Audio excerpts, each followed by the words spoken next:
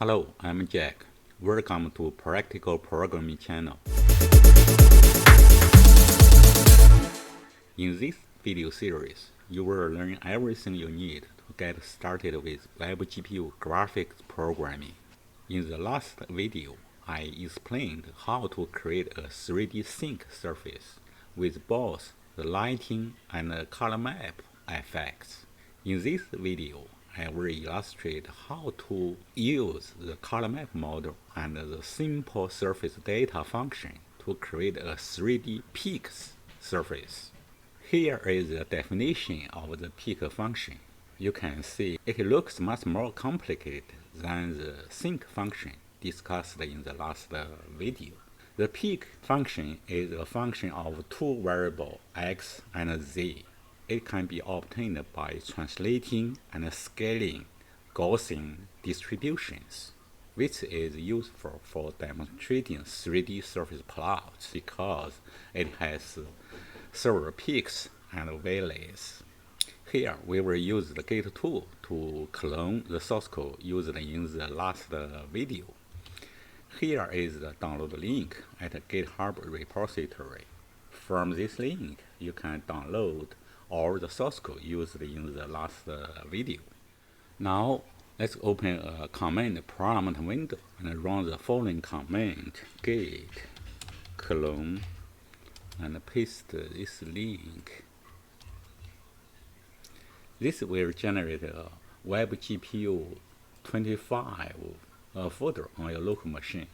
This folder contains the source code used in the last video.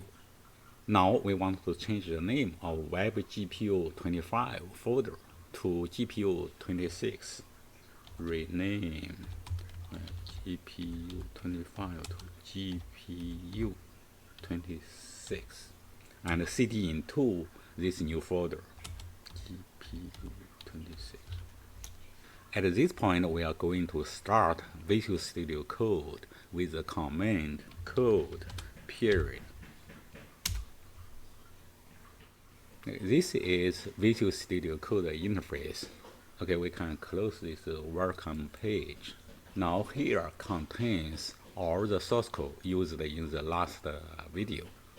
Now open a new terminal window and run the following command: npm install to restore the npm packages used in this project.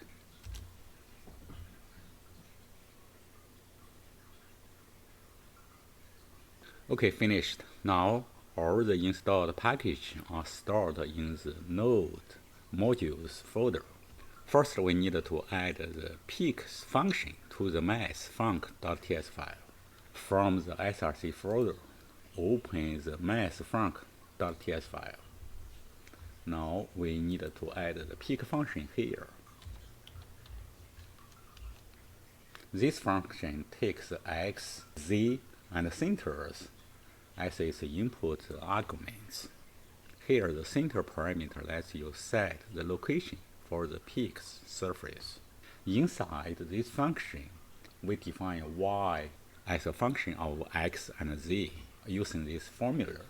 This function retains a vector 3 points on the peaks surface. Now we can save this file and close it. Next, we need to make changes to the index.html file. From dist folder, open this file. The first thing we need to change the 25 to 26 because this is 26 video series. We also need to change the h1 title here from sync surface to peaks surface. The input parameter used here will be the same as those used in the last video, so we don't need to make any change for this input parameter. So now we can save this file.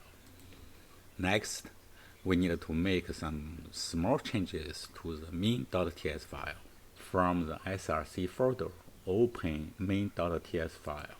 Most code will be identical to that used in the last video, except here that we need to introduce the peaks function instead of sync here. Peaks. Another change is inside create the surface function here. The simple surface data, we need to change the sync to peaks.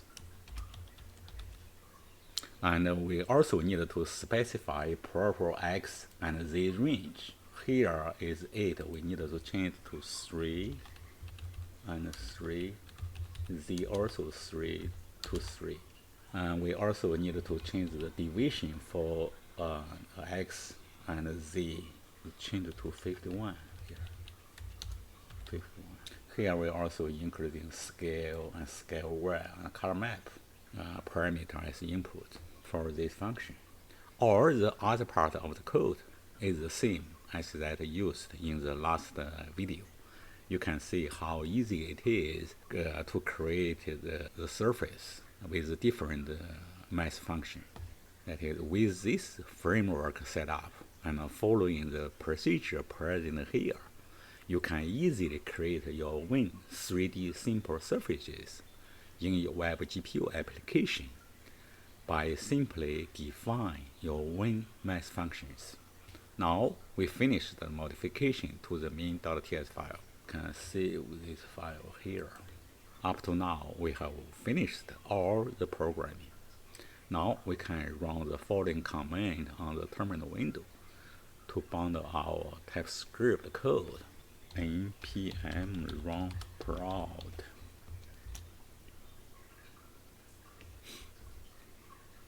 Okay, the bound file is created successfully. Now we can click the Go Live link to open the Chrome Canary to view our peak surface. Here is our peak surface with default two-side lighting and jet color map displayed on this page. Now let's check what happens if we use the one-side lighting. To see this more clearly, we use the camera control here. You can see this is the front face, the back face also has the same lighting. Now we change to one-side lighting. Change this 1 to 0. You can see the front face still has the same lighting effect, but the back face has no diffuse and specular light, only has a weak ambient light. So the back face becomes very dark. You can see here. Now let's change it to two-side lighting. The parameter scale here lets you set the default size of the surface. Change it to, for example, change it to 1. You got a smaller surface. You can see here. So it set the default size for the surface by this parameter. Let's change back. This parameter scale Y lets you set the aspect ratio for this surface. For example, if you change it to 0, you get a taller surface plot. Change to read 5. You can see you get a short and fat the surface. So let's change to 0.2. Now let's click animation button here. We can now change the color map from this drop-down menu to recreate peaks surface with different color maps. For example, this is default jet, but we can change the other color map. For example, this atom, bond, cool, copper, gray, hot, HSV, spring, summer, and winter. You can see that In WebGPU application, we can easily create a beautiful 3D surface with lighting and color map effects. Now we have completed this example. In next video, I will show you how to create a 3D parametric surface with both the lighting and color map effect. Most examples presented in this video series are based on my recently published book, Practical WebGPU Graphics. From this link, drsu.net.com, you can see the details about this book. I have created a GitHub repository to host the source code used in this video series. From this link, you can download the source code used in this video series. I also created a live demo at this link. This demo shows the live results by running the example projects presented in this video series. I will end this video here. See you next time. Bye.